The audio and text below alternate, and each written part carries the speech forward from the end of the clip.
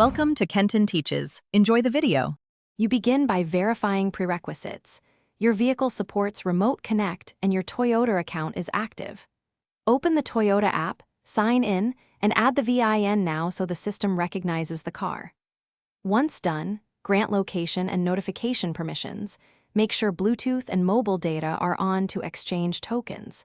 If the app asks, complete two-step verification to secure access. These early steps register the vehicle and establish the secure link that Remote Connect uses to run commands remotely.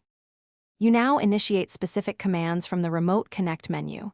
Tap the desired action, lock, unlock, remote start, or climate control, and the app will try to wake the vehicle.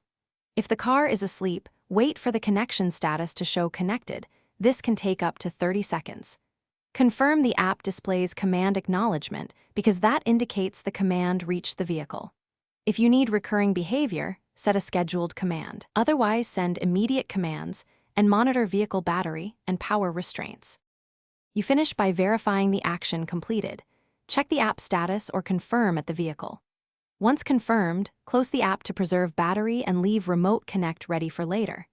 If a command fails, try obvious fixes.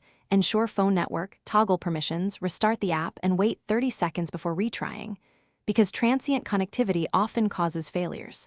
If problems persist, gather the VIN, approximate command times, and any error messages. Then contact Toyota support for aided troubleshooting and server-side checks. Thanks for watching. Please subscribe if this video was helpful.